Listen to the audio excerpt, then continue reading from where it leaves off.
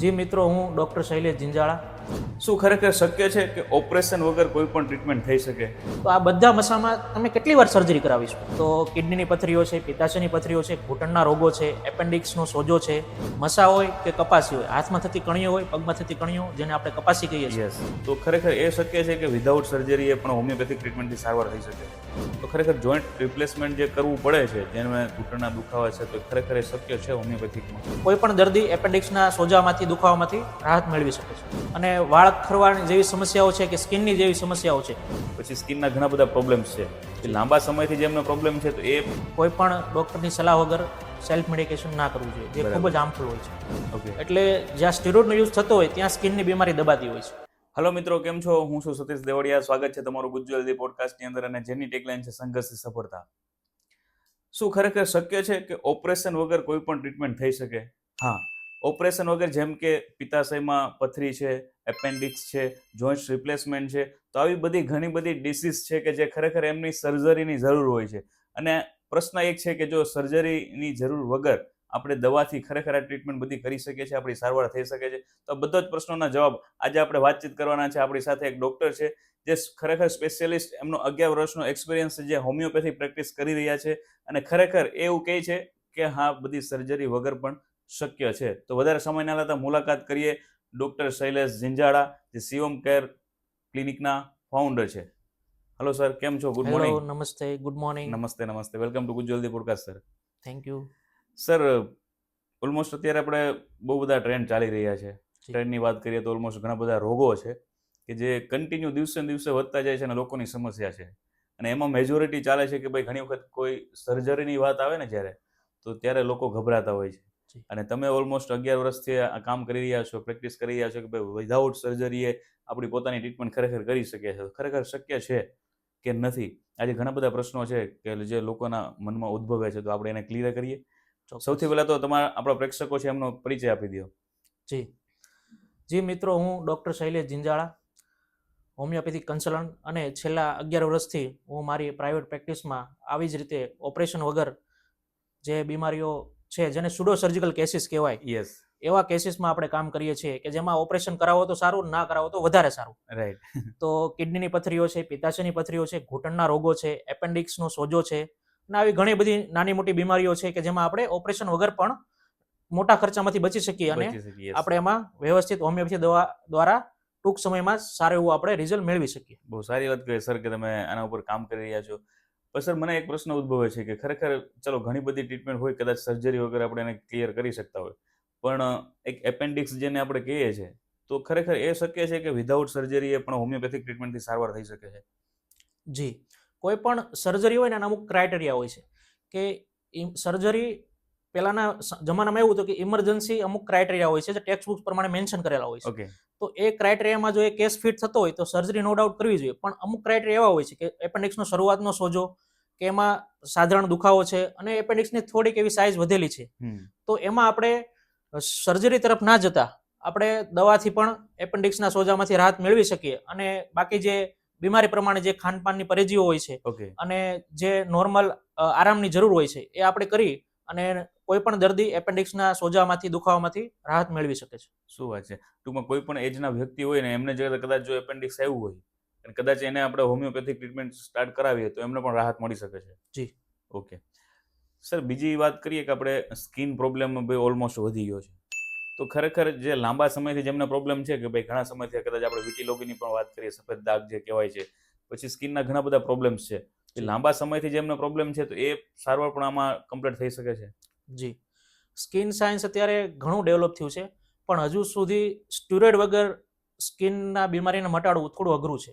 Okay. એટલે જ્યાં સ્ટીરોઇડનો use થતો હોય ત્યાં સ્કિનની બીમારી દબાતી હોય છે. યસ. એટલે જ્યારે સ્ટીરોઇડ તમે વિડ્રો કરો ત્યારે એના અમુક લક્ષણો પણ આવતા હોય છે, એટલે દર્દી વધારે હેરાન થતું હોય છે. રાઈટ. ઘણા મિત્રો અમારી પાસે આવે છે કે ચહેરા ઉપર કોઈ ક્રીમ લગાવીને આવ્યા છે જેમાં સ્ટીરોઇડ કન્ટેન્ટ છે, રાઈટ. અને જેવી ક્રીમ બંધ કરે અને તડકામાં જાય એટલે ચહેરો વધારે ખરાબ થાય છે, વધારે લાલાશ, વધારે ઇચિંગ, વધારે સ્કિનનું સ્ટ્રક્ચર ખરાબ થાય છે. તો આવા કેસમાં હોમિયોપેથી એક જેન્ટલ એક યુઝ છે કે જેના દ્વારા આપણે કોઈ પણ જાતની આડઅસર વગર સ્કિનની બીમારીને જડુંમાંથી દૂર કરી શકીએ છીએ. બરાબર છે. ટૂંકમાં શક્ય છે કે ઘણી બધી વસ્તુઓને કદાચ જો આપણે હોમિયોપેથિક ઉપર લઈ જઈએ અને એના ઉપર ટ્રીટમેન્ટ કરીએ, તો ચલો ફાયદો કદાચ લોંગ સમયે મળશે પણ નુકસાન તો 0 થશે.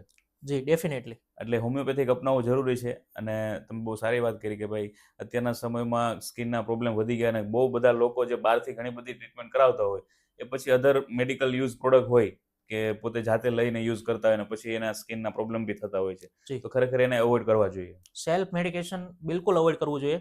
કોઈ પણ ડોક્ટરની સલાહ વગર સેલ્ફ મેડિકેશન ના કરવું જોઈએ, જે ખૂબ બરાબર જ છે. હાર્મફુલ હોય છે.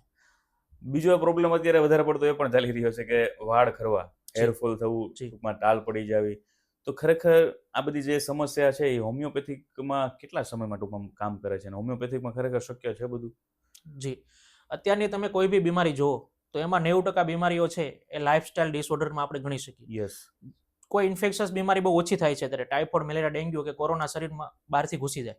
પણ અત્યારની એવી બીમારીઓ છે કે જે લાઇફસ્ટાઇલ ડિસઓર્ડરને લીધે થાય છે. રાઈટ. તો હોમિયોપેથી એક એવું સાયન્સ છે કે જો તમે એમાં લાઇફસ્ટાઇલ મોડિફિકેશન કરો તો તમને ખૂબ જ ટૂંક સમયમાં કોઈ પણ બીમારીમાં બહુ સારું રિઝલ્ટ મળતું હોય છે. અચ્છા. અને વાળ ખરવાની જેવી સમસ્યાઓ છે કે સ્કિનની જેવી સમસ્યાઓ છે એમાં પણ માણસ કે કોઈ પણ વ્યક્તિ 6-8 મહિના વર્ષ તો આરામથી કાઢતું હોય છે. જો એટલો જ સમય હોમિયોપેથી દવાને આપવામાં આવે તો એમને જરૂરમાંથી બીમારી મટે અને કોઈ પણ આડઅસર વગર મટે. ઓકે. બીજો હજી એક પ્રશ્ન એવો છે કે આજે અત્યારે મેજોરિટી આપણે મહિલાઓને જોઈએ કે જે લેડીઝ છે તો એમને જોઈન્ટ્સનો પ્રોબ્લેમ વધારે પડતો થાય અને એ પ્રોબ્લેમ ત્યાં હદ સુધી પહોંચી ગયો કે આજે ઓલમોસ્ટ જેને અમે વાત કરીએ ને તો બધા ઓપરેશનની જ વાત કરતા હોય છે. તો ખરેખર આ મોટી પ્રોબ્લેમ છે અને એ પ્રોબ્લેમમાંથી ખરેખર તમે જે વાત કરો છો કે તમે શરૂઆતમાં વાત કરી કે વગર ઓપરેશને આપણે લોકોને ટ્રીટ કરીએ છીએ તો ખરેખર જોઈન્ટ રિપ્લેસમેન્ટ જે કરવું પડે છે જેને ઘૂંટણના દુખાવા છે તો ખરેખર એ શક્ય છે હોમિયોપેથિકમાં? જી. કોઈ પણ ઘૂંટણનો ઘસારો હોય એ શરૂઆતના સ્ટેજમાં હોય. તમે તમારો પોતાનો કોઈને ઘસારો હોય તો જોઈ શકો છો મિત્રો કે MRI નો રિપોર્ટ હોય એમાં ગ્રેડ 1, 2, 3 મેન્શન કરેલું હોય. ઓકે. તો શરૂઆતના જે ગ્રેડ 1, 2 જેવા સ્ટેજ છે એમાં તમે બિંદાસ રહો. એમાં તમે હોમિયોપેથી ઉપચાર દ્વારા ઓપરેશનને ટાળી શકો છો અને પહેલા જેટલો તમારો ઘૂંટણ મજબૂત અને ફિટ મેળવી શકો છો. અચ્છા. ટૂંકમાં જે રિપોર્ટ થયા પછી એમાં ટૂંકમાં તમે જે ગ્રેડની વાત કરી જો કદાચ એ હોય કે ગ્રેડ 3 સુધી એમની જો કદાચ પરિસ્થિતિ હોય તો એ કદાચ 100% ક્યોર થઈ શકે છે. જી. તો એમાં સર મેક્સિમમ કેટલો સમય લઈ શકીએ આપણે હોમિયોપેથિક ટ્રીટમેન્ટમાં? જી. એમાં શરીરનું ખાસ તો વજન આપણે પહેલા જોતા હોઈએ. ઓકે. જો દર્દીનું વજન થોડું વધારે હોય તો આપણે એના ઉપર બી થોડું વર્કઆઉટ કરવું પડે કેમ કે જે ઘૂંટણ છે એ આખા બોડીનો બિયરેબલ જોઈન્ટ છે મતલબ. Right, એટલે right. શરીરનું વજન ઘૂંટણ ઉપર આવવાનું છે. એટલે જો વજન વધારે હોય તો વજન બી સાથે દર્દીનું ઘટવું જોઈએ અને ઘૂંટણની બીમારીમાંથી એ મુક્ત પણ થવું જોઈએ. તો એના માટે 6 થી 9 મહિનાની તમારે હોમિયોપેથી સારવારને તૈયાર રાખવી પડે અને સાથે જે કસરત હોય છે કસરત પણ સાથે કરવી જોઈએ જેનાથી મસલ જે થોડા રિલેક્સ થઈ ગયા હોય અથવા સાદી ભાષામાં આપણે કહીએ તો મસલ સંકોચાઈ ગયા હોય અથવા નબળા પડી ગયા છે તો એ મસલને આપણે વ્યવસ્થિત ડેવલપ કરવા જોઈએ અને સાથે ઘૂંટણનો ઘસારો છે એને દૂર કરવો જોઈએ. બરાબર છે.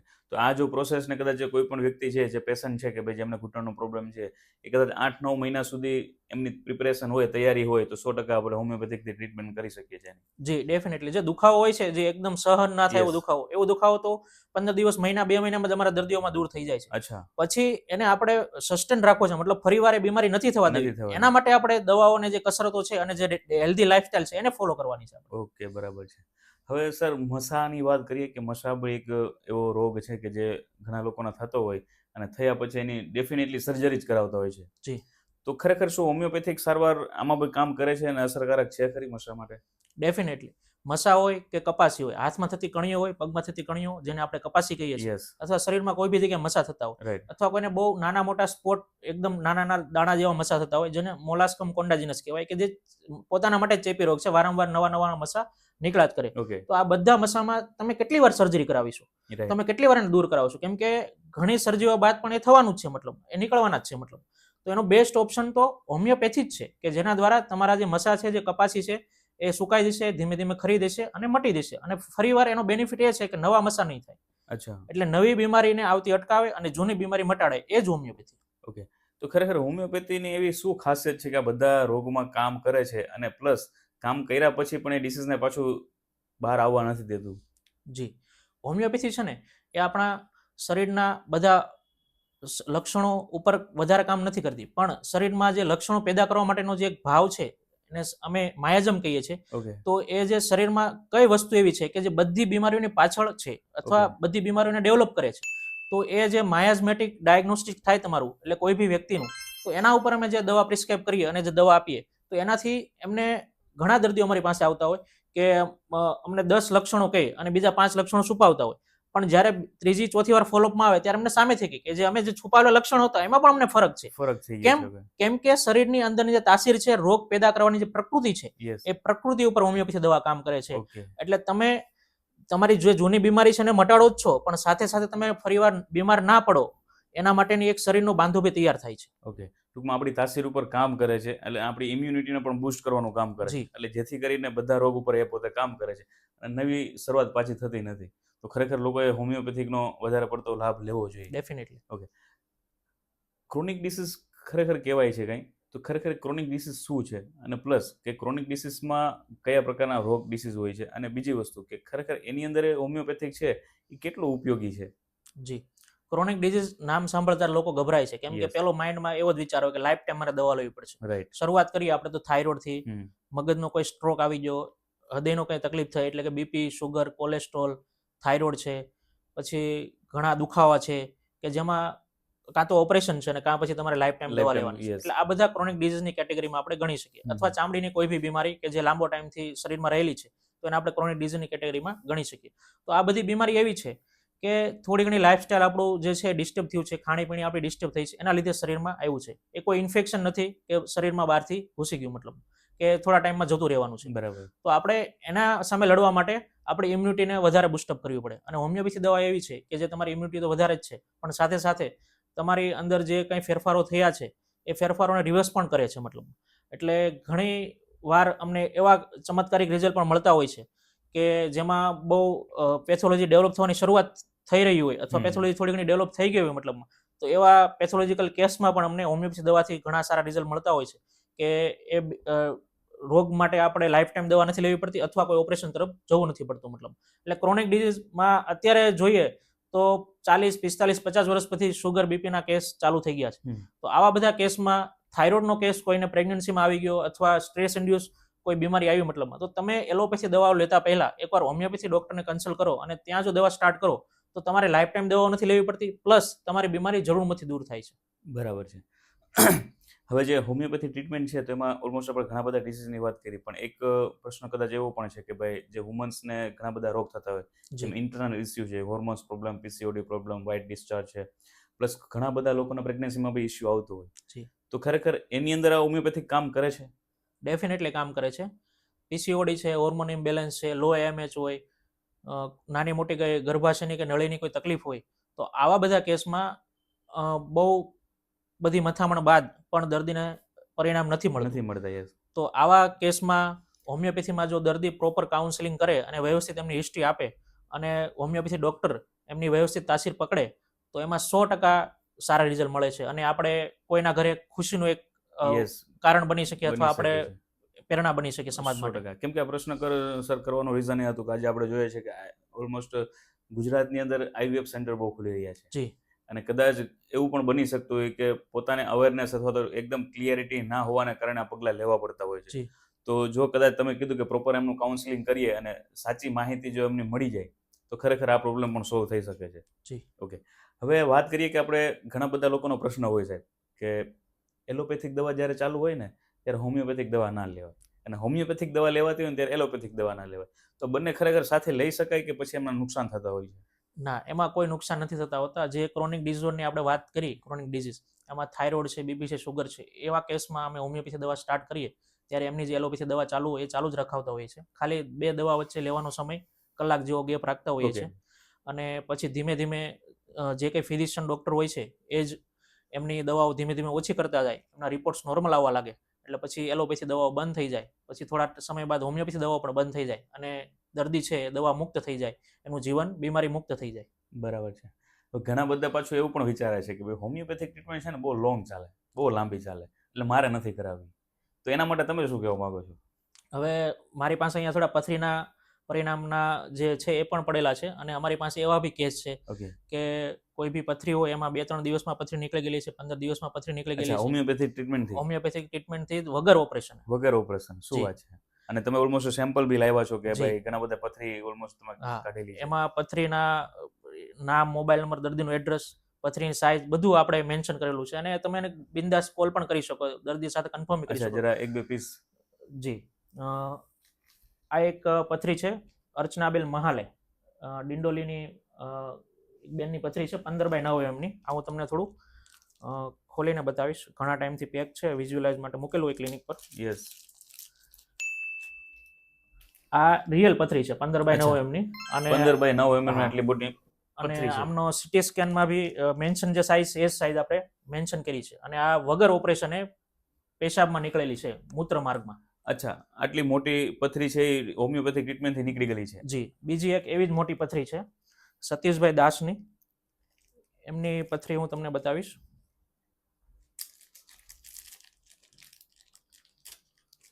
15x7 mm ની પથરી છે. 3 મહિનાથી પરેશાન થતા હતા. અચ્છા. ઓપરેશનની બધી પ્રોસેસ બી કરી લીધી. પોતે રિક્ષા ચાલક જ છે. ઓકે. અને ઘણા પરેશાન થતા હતા, પૈસાની સગવડ કરતા હતા, પણ વચ્ચે કોઈ રેફરન્સ આપ્યો મારો એના મિત્રએ અને મળ્યા, અને ખાલી થોડા દિવસોમાં આ પથરી નીકળી ગઈ. અને એમને ઓપરેશનના મોટા ખર્ચામાંથી બચી શક્યા. અને ખાસ તો એ આપણે કોઈ ગરીબ માણસની મદદ કરી શકે એનો હજી રાજીપો છે મને. Yes yes, 100%. બહુ તમે એક જોઈએ તો સેવાનું બી કામ કરી શકે, કેમ કે આવડા મોટા ખર્ચામાંથી બચાવી અને પ્રોબ્લેમનું સોલ્યુશન પણ આપી દેવું. તો સર, જ્યારે આ ટ્રીટમેન્ટ થતી હોય, જ્યારે પથરી નીકળવાની ટ્રીટમેન્ટ જે હોમિયોપેથિકથી થાય કે ભાઈ વિધાઉટ ઓપરેશન, તો એ સમયે દુખાવો, અસહ્ય દુખાવો થતો હોય અથવા તો બ્લડિંગ થવાના ચાન્સીસ કેટલા હોય છે? દુખાવો કોઈ દર્દીને જ્યારે જંક્શન ઉપર પથરી ફસાય, યસ, અથવા થોડા સમય માટે 5-10 મિનિટ માટે પણ પેશાબ અટકે, ત્યારે દુખાવો નો ડાઉટ થાય થોડો દર્દીને. પણ એની ઉપર અમે હોમિયોપેથી દવા SOS માટે, એટલે જરૂર પડે ત્યારે લેવામાં આપી જ દેતા હોય છે એડવાન્સમાં. ઓકે. એટલે ત્યારે દર્દી દવા લઈ લે અને થોડી અમારી મેડિકેશન હોય એનો ટાઈમિંગ ડ્યુરેશન થોડું વધારી દે, ફ્રીક્વન્ટ મેડિકેશન કરે, થોડા ટાઈમમાં દવા ચાલુ કરી દે, એટલે એના દુખાવો બી ઓછો થઈ જાય અને પથરી બી ત્યાંથી જંક્શનમાંથી હટી જતી હોય છે મતલબ. અને મોટી પથરીઓ જ્યારે આવી નીકળે 15, 17, 18 mm ની પથરીઓ, ત્યારે થોડું બ્લીડિંગ થવાનું જ છે. થોડા 2-4 ટીપા લોહી પડે તો એક પોઝિટિવ સાઇન હોય કે ભાઈ હવે બ્લીડિંગ થયું છે થોડું, એટલે હમણાં પથરી નીકળવાની જ છે. ઓકે, બરાબર છે. અને આ પથરીઓ પણ અમે એ રીતે કલેક્ટ કરીએ છીએ કે દર્દીનો ફોન આવે, અમને દુખાવો બહુ વધી ગયો છે અને હવે થોડું બ્લીડિંગ થાય છે, એટલે અમે કહીએ તમે થોડું ટોયલેટમાં સાઈડમાં પેશાબ કરો એટલે તમારી પથરી તમારા હાથમાં આવશે. અને આ પથરીઓ અમે એ રીતે કલેક્ટ કરી શકીએ છીએ. બાકી 100-200 પથરી નીકળે, એમાંથી 1-2 પથરી હાથમાં આવે, બાકી તો બધી પથરીઓ જતી રહેતી હોય છે. ઓકે. અને બહુ સારું તમે એક્ઝામ્પલ બી આપ્યું અને ઓલમોસ્ટ લાઈવ તમે બતાવ્યું છે, બધા આપણા પ્રેક્ષકોને બી ખ્યાલ આવે. અને ખરેખર જો પથરીની સમસ્યા છે ને તમે પથરીની સમસ્યાથી પીડાઈ રહ્યા છો અને તમે કદાચ સર્જરી કરીને વિચારી રહ્યા છો, તો એકવાર સરની ખાસ મુલાકાત કરજો, કેમ કે વગર જો ઓપરેશન પથરી નીકળતી હોય ને તો પહેલી શરૂઆત આપણે ત્યાં કરવી જોઈએ. તો સર, ઓકે, આપણે બાળકોની વાત કરીએ કે ભાઈ સમજો કે વડીલો છે તો કદાચ એ ટ્રીટમેન્ટ કરી શકતા હોય, પણ નાના બાળકો છે તો એમના માટે પણ કેટલું પાવરફુલી છે કે ભાઈ હોમિયોપેથિક સેફ છે કે એને પણ આપણે કરી શકીએ? તમે બહુ સરસ પ્રશ્ન પૂછ્યો છે અને મારો ફેવરિટ પ્રશ્ન છે. ઓકે. કેમ કે બાળકોમાં જન્મથી જ આપણે અમુક દવાઓ વડીલો પણ ના પાડતા હોય કે ઘરના ઓસડિયા કરો, કે તમે દવાઓ નહીં આપો મતલબમાં. રાઈટ. હા. હોમિયોપેથી એક સેફ સાયન્સ છે, સેફ મેડિકેશન છે. અને બાળકોમાં બાળક જન્મે ત્યારથી લઈ અને હોમિયોપેથી દવા અમે આપતા હોઈએ છીએ. અને ખાસ કરીને જે બાળકોમાં અત્યારે જે અમે કોમનલી જોઈએ છીએ એ વારંવાર થતી શરદી, ખાંસી, એલર્જીક કન્ડિશન બધી, કે જે સિટીમાં રહેતા હોય અથવા સ્કૂલમાં એસી હોય, વાનમાં એસી, અને ઘણા બાળકોને શૂટ ના થતું હોય, એની શરીરની તાસીર એવી ના હોય મતલબ, તો એમની ઇમ્યુનિટી કંઈ ને કંઈ ઓછી છે મતલબ. અથવા ડિલિવરી સમયે બાળકનું વજન ઓછું હોય, કે બાળકને થોડા ટાઈમ માટે આઈસીયુમાં રાખેલું હોય, કાચની પેટીમાં રાખેલું હોય, તો આવા બાળકોમાં જેમની ઇમ્યુનિટી લો છે અને જન્મના 1-2 વર્ષ પછી જ એમને કંઈ ને કંઈ આવી બીમારીઓ સ્ટાર્ટ થઈ ગઈ છે. અને ઘણા બાળકોમાં તો દમ એટલે કે અસ્થમા, શ્વાસ લેવામાં તકલીફ પણ પ્રોબ્લેમ આવતો હોય છે. તો આવા ઘણા કેસ અમે સોલ્વ આઉટ કરેલા છે કે એ દર્દીઓમાં અમે હોમિયોપેથી દવા પ્રોપર વેમાં જઈએ તો એમને જે બીમારી થતી હોય એને તરત અટકાવી શકીએ અને એમના લક્ષણોમાં કોઈ વધારે જાતની માથાકૂટ વગર આરામ મળી શકે એમને. અચ્છા, ટૂંકમાં જે લોકોની મેન્ટાલિટી એવી છે અથવા તો એવી ખોટી મીથ છે કે ભાઈ બાળકોને હોમિયોપેથિક અથવા તો કોઈ પણ ટ્રીટમેન્ટ ના કરાવવી જોઈએ, તો ખરેખર બાળકો માટે તો અતિ ઉત્તમ છે કે હોમિયોપેથિક જ સારવાર કરાવે તો સારું પડે છે. જી. અને એકદમ સેફ છે. જી. કેમ કે બાળકનું જ્યારે બોડી નાનું મતલબ આપણે વિકાસ તરફ જતું હોય ત્યારે એમને બહુ કેમિકલ કે બહુ ઓછી વસ્તુ શરીરમાં જાય તો એમનો વિકાસ બહુ સારો થઈ શકે. અને હોમિયોપેથી સાયન્સ એવું છે કે કોઈ આડઅસર કરતું નથી અને તમારી જે કંઈ બીમારી છે એને જડમાંથી દૂર કરે છે. એટલે બીમારીનો દુષ્પ્રભાવ છે શરીર ઉપર વધારે ટાઈમ રહેવાનો નથી અને બીમારી જડમાંથી દૂર થવાની છે અને તમારે વારંવાર કોઈ દવાઓ બીજી લેવાની નથી જરૂર ના પડે.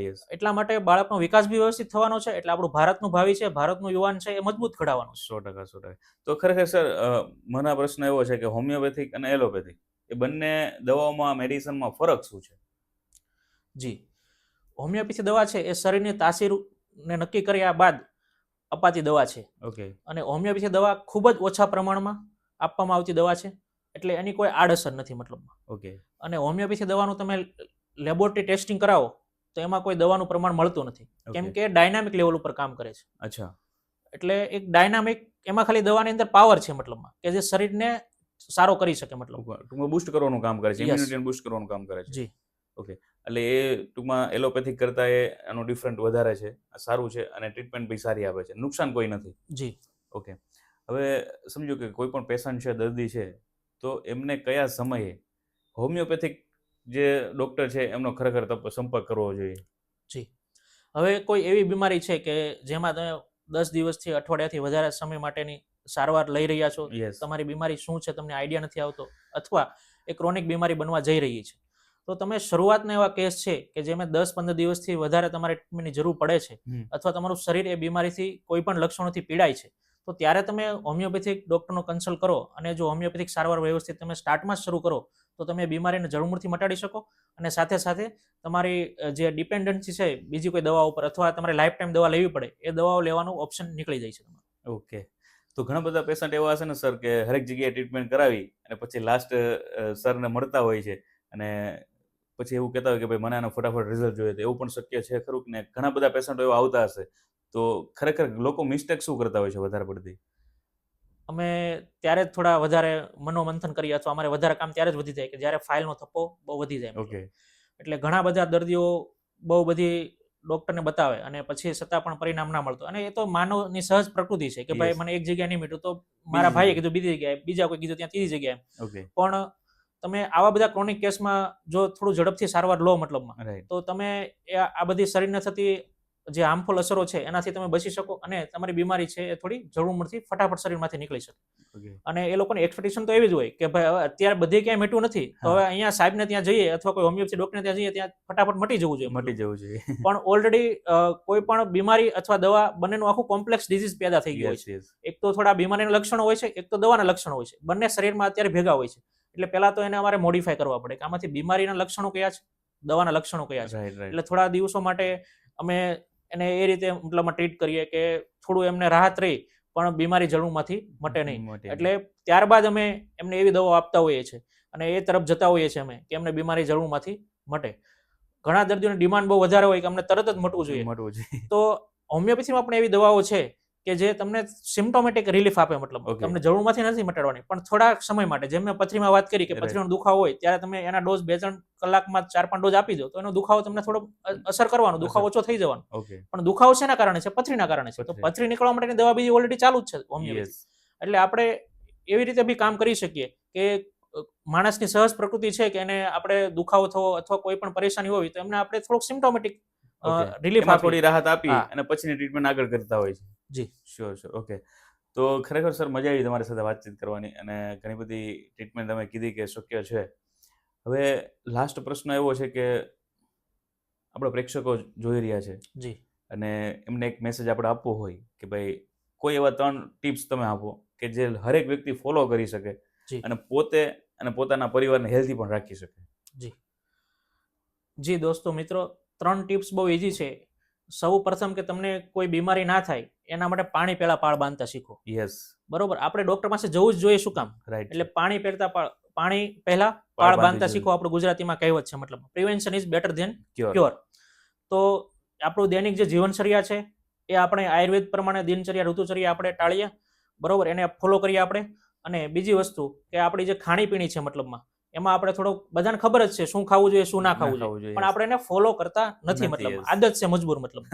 એટલે આ 2 ટિપ્સ તો ખરી જ. અને ત્રીજી વસ્તુ કે તમને કોઈ બી ક્રોનિક બીમારી થવાની શરૂઆત થાય, અથવા તમને કોઈ પણ લક્ષણો અઠવાડિયા 10 દિવસથી વધારે દેખાય, તો તમે અચૂક નજીકના હોમિયોપેથી ડોક્ટરને સંપર્ક કરો કે તમે એ બીમારીથી થોડા ઝડપથી શરીરમાંથી મુક્ત થઈ શકો, મતલબ. Okay. Thank you so much sir. તમારો ખૂબ ખૂબ આભાર. તમે ઓલમોસ્ટ ઘણી બધી માહિતી આપી, અને ઘણા બધા પ્રકારના રોગ છે કે જે ઓલમોસ્ટ બધાની ક્લિયરિટી તમે આપી છે. અને મેન અત્યારે મેજોરિટી આપણે ચાલી રહ્યું છે જોઈન્ટ રિપ્લેસમેન્ટ છે, પથરીની સમસ્યા છે. તો ખરેખર આ જે ડિસીઝની અંદર જ્યારે સર્જરીની વાત આવતી હોય ને લોકો ડરતા હોય છે, તો એમની તમે 100% ક્લિયરિટી આપી છે કે ભાઈ વગર સર્જરીએ પણ આપણે આને ટ્રીટ કરી શકીએ. તો સમયસર એની ટ્રીટમેન્ટ આપણે કરાવવી જોઈએ, અને મોટી સર્જરીથી આપણે બચવું જોઈએ. કેમ કે સર્જરી કહેવાય ને કે જ્યારે કોઈ પણ આપણે કાર લેતા હોય, આપણી પાસે કાર હોય ને કારનું એન્જિન જ્યારે ખુલી જાય તો એની વેલ્યુ એકદમ ડાઉન થઈ જાય છે. ભલે એ કદાચ નવી જ કાર છે, તો સેમ કદાચ આપણી આ કાર જે છે અને એની કોઈ કિંમત જ નથી, એ ખોલવી પડે અને એ ખોલ્યા વગર જો આપણી ટ્રીટમેન્ટ થતી હોય તો સર ખરેખર પહેલા એની શરૂઆત આપણે કરવી જોઈએ. જી. Okay, thank you so much sir, તમારો ખૂબ ખૂબ આભાર. હલો એવરીવન, ખરેખર આજે ડૉક્ટર સાહેબે ઘણી બધી ટ્રીટમેન્ટની વાત કરી છે અને ખરેખર આપણે આનો ઉપયોગ કરવો જોઈએ, કેમ કે homeopathic is the best treatment છે. વગર ઓપરેશને જો સર્જરી વગર પણ આપણી બીમારી ખરેખર સાજી થતી હોય તો એકવાર સંપર્ક કરવો જોઈએ અને એકવાર સરની પણ મુલાકાત કરવી જોઈએ. તમારે કોઈ પણ પ્રોબ્લેમ છે ને વધારે માહિતી જોતી હોય તો નીચે નંબર આપેલો છે, નંબર ઉપર તમે કોન્ટેક્ટ કરી શકો છો. અને આ વિડીયો હરેક લોકો સુધી શેર કરો કે જેમને ક્રોનિક ડિસીઝ છે, જેમને પથરી છે, જેમને પિત્તાશયમાં પણ પથરી છે, જેમને સફેદ દાગ છે અને જોઈન્ટ્સના બી પ્રોબ્લેમ છે, તો એકવાર સરની મુલાકાત કરો અને વિડીયોને શેર કરો, કેમ કે કદાચ સર્જરી વગર એ પોતે સાજા થઈ શકે છે. ઓકે, ફરી મિત્રો મળીએ નવા એપિસોડમાં નવા ગેસ્ટ સાથે. ત્યાં સુધી ખુશ રહો, મસ્ત રહો અને હેલ્ધી રહો.